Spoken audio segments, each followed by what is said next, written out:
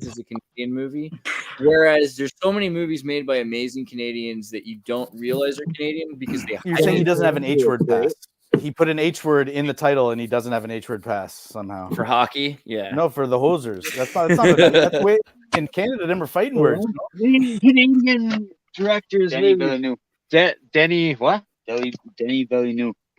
In Boston, we call people turkey. So, come on. What's up, turkey? You can draw a turkey, but you can't draw a hand. It's weird. It's weird. You can make a turkey out of your hand drawing, absolutely. Yeah, but people have a hard time drawing hands. It's just like AI. Put your hand on the paper and you trace it, or you can put your hand into paint or ink, and then you put your hand on the paper, and then you got a perfect hand on the paper, There's a couple of ways. Just gotta keep it simple. Well, let's see. We covered privacy, AI, facial technology. What was that chart you pulled up with the map of the universe? There were like 4 stars on it. Oh yeah, we're talking about Battlestar Galactica and how Earth's at the center and of it's a mythology. So I had a parallel to draw from that. Races. I had a parallel. I can wait or no. Not. What's your parallel? So my recently on the Concrete podcast, the Danny Jones podcast, he had on someone who was examining the pyramids in Egypt, especially on the Giza Plateau, and the adjacent structures and the tubes that ran underneath them, and the type of chemical scale that was built up in deposits on the walls, and these things that seemingly were a way to create aqueous solutions and to drive reactions over the spontaneity threshold. So they got their activation energy from a thermoacoustic shock as opposed to having a catalyst or waiting time for it to happen. If you haven't studied chemistry, understanding that energetically something may happen over time. If you leave two things mixed, they'll combine over time. But if you put in a catalyst, like some metal shavings, all of a sudden all that stuff will precipitate at once. And in the human body, the enzyme is like a whole protein that makes sure that things happen more quickly. But just in the chemical setting, you have these pyramids that are chemical factories. And my theory that I was putting forward, I've never heard anyone else say, that all the king's lists in ancient Egyptian mythology. So if you pull up that chart of like 4 stars, you could map out the mythology of certain cultures that way too. And if you, as a child, you memorize the history that this clan fought with that clan, and when did they fight? It was this year. And how many warriors did this side have, and how many warriors did that side have? And you don't realize it, but you're memorizing chemical formulas such that if you're given the key to translate the alchemical symbols from the ones that you're using as your religious text into a full-on periodic table, then you have the reason that there'd be 500 different gods or battles or cultures or stories that they would teach the kids and they would memorize them is it's a way to like hide. It's like a slave song where just in case society goes down, you have a way to recover some of the most valuable, hard fought to gain knowledge. And the way that India did it, or people in that area that were speaking Sanskrit-based languages, is into the grammar of their actual language, and the way that you would kind of do tenses and plurals and stuff mimics the very first periodic table. But if you build the periodic table based on that ancient Indian grammar system, it omits the element of uranium, which is almost like an ancient babysitter knew that humanity shouldn't have Prometheus's fire, so to speak. But now I'm just ranting and raving about the uranium production. What specifically causes that in that? Because there's a certain Mandela. Charlie Crawford was going over that was giving off radiation. Your voice just went wonky, Bernie. Gold and silver. Bernie, your hands over your mic, I think. He is cute though, huh? Sorry. Yeah. Too bad, ladies. He's taken. Indian Mandela or Buddhist Mandela. Ladies and gentlemen, was actually registering, giving off. See, Bernie knows how to just keep talking through it, even when we can't hear what he's saying. He does. This is exactly par for the course here. This is perfect. Found that fascinating. Awesome. So, thanks for sharing. What's this about uranium from a Sanskrit mantra you were saying? No. The Sanskrit grammar structure was a 4x4 grid, and you would go like up and down, and it mimics the electromagnetic charge and valence electrons and stuff. And if you were going to try to idiot-proof and child-proof the periodic table to give to the next generation, what the hell? You'd create a really complex riddle, and the riddle would be, if you understand the history, then you know that uranium is dangerous, because one culture didn't want another culture to even know about it. And there was a time where a lot of the silver we were digging out of the hillside became irradiated. And then even at the World's Fair, we had not proton guns, they were neutron guns. And you would get a souvenir coin embedded in a little piece of paper, and it was now at a half-life of like 400 years, because they shot it with a bunch of neutrons, and it made it radioactive. Isn't that exciting? Yeah. Radioactive stuff is dangerous. It's like punching the ticket on, you with a hole punch, so that you can't use it if someone leaves or comes back in with it.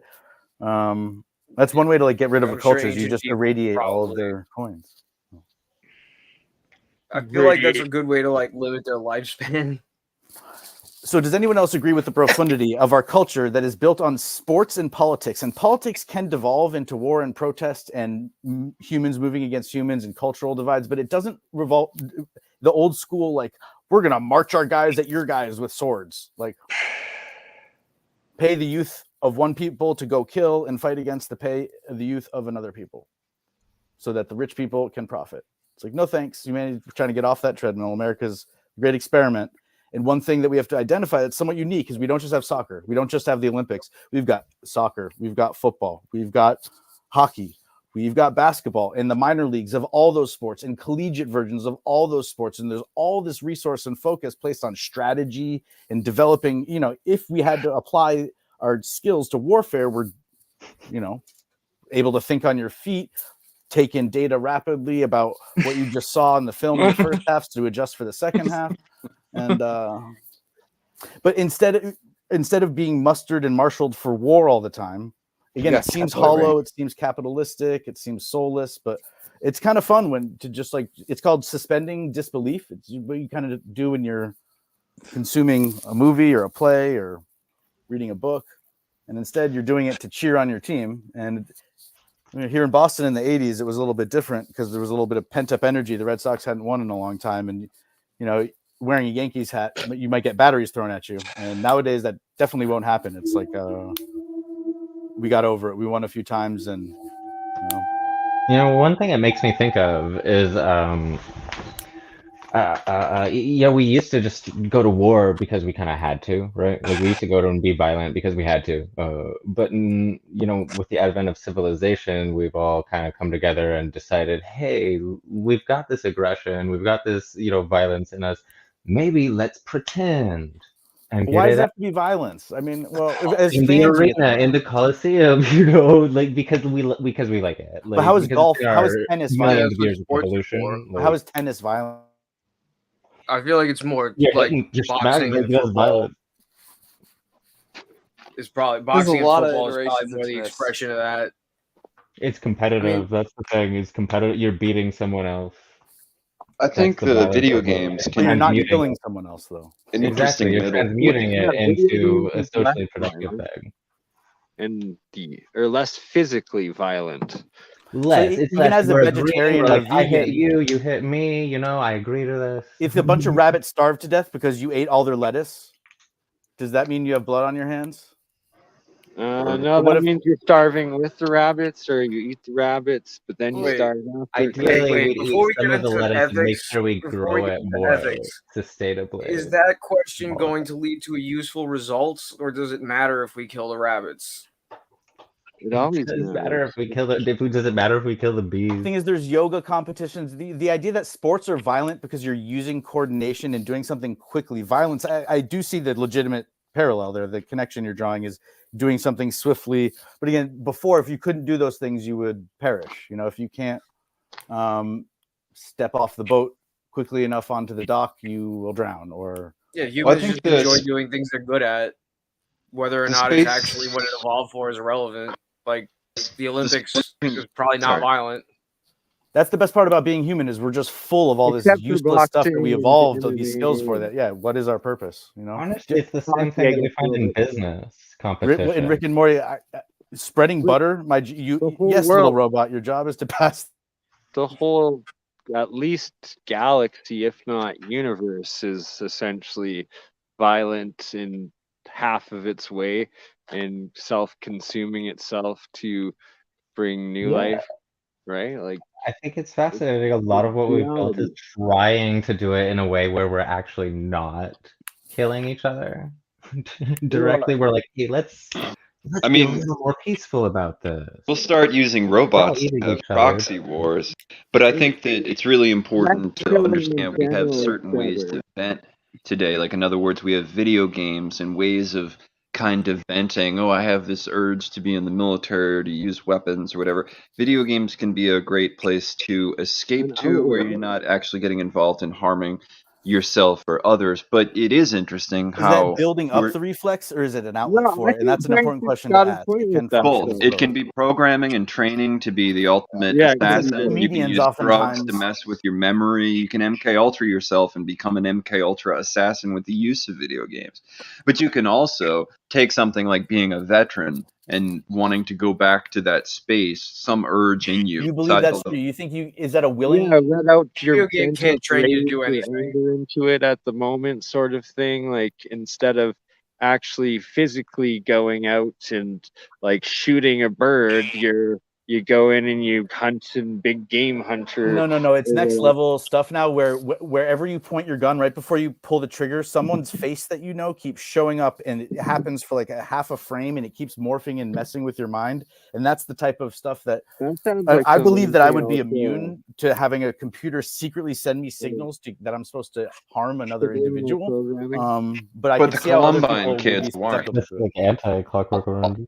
All these kids on these psychoactive drugs, I mean, all these kids on these prescription drugs mixed with video games that may have interacted with them in ways we could never imagine. Like, in other words, imagine if the Oh, Columbine kids or whatever, instead of using Quake or Doom as like building training simulators, they actually saw the faces of their classmates or something like this. Imagine when you walk in to shoot up or they saw someplace in the a theater demons or a of the school, and games everyone on you the see is actually a zombie. In other There was a words, canceled feature in Oh, GoldenEye like that, where they were whoa. going to take people's faces from the Game Boy camera and let you put them on the NPCs that you shoot at in GoldenEye. And when Columbine happened, they canceled that. Yeah, that I was remember a bad that idea. was the second GoldenEye game. I think it's the second one they were thinking about doing it. Agent, and that one Yeah, there was was going to be very a lot difficult more to transfer actually. pack functionality on the N64. That thing was really cool. Too bad that. But you see how doing something individual is what the 1984 kind of warned us about. George Orwell warned us about, because that you're much more easy to manipulate and control. And we're all still children in some ways, and we'll never be immune from the influence of really convincing media productions. And I would just compare the harm experience or potential harm experience of someone interacting with the internet, as you know, there's no child lock on it, as opposed to just being on like a t-ball team and then a little league team and just spending hours and hours. They may never be good at baseball, but they develop friendships and bonds, and and you learn social hiking and dynamics, and you learn how to be bad at something and still be okay with yourself. And baseball, especially this year, no one's hitting above 330. You can have a 30% success rate at something, and it feels like you're failing all the time. And yet you're the best in the world at it. And there's very few things in the world that operate on that principle statistically like baseball does, which is one reason that I think I have an affinity for it. But yeah. And so sports in particular, in competition, is it a bad thing? Well, sports is a great way to get that rage, that aggression out. And so yoga, it's the competition is with yourself. And for me, what drove me to my yoga mat initially was the sense of finding the two poses that I could do slightly better than some people in the room, and then like building my self-esteem around that and forgiving myself for being bad at all the other poses. But then eventually my eyes never left like my own gaze in the mirror, always kind of looking at both my knees to make sure the thighs are engaged, and checking my alignment. And competition and embracing it can be a path towards then competing with yourself, which ultimately I think is the healthiest way to approach most things. That even yoga is one of the most ancient metaphysical sciences and practices of like channeling the life energy or life force within the body, mind, and spirit. So it's like there's a lot more tuning that come or effects that you get out of yoga that just stretching sort of thing. Martial arts is a really good middle ground because you can have all that potential and practice and working on technique and competing with yourself and competing with others, yet it can bring an overwhelming amount of peace and security and comfort to someone who is picking up those skills. And I just was talking about video games because I was comparing everything to war. So I wasn't saying sports were bad. They have a little bit of the competitive nature, and yes, they can be violent and whatever, but it's better than those people in the society going to war and dying. Well, so when else are you happy that someone else you know succeeds? And when you're on the same team as someone and they are excellent, it's a good, I think, a social thing to model, because otherwise anytime someone else is successful, there's no reason to root for that person, really. And it builds in maybe subliminal feelings that way. I don't know. That's the hot take.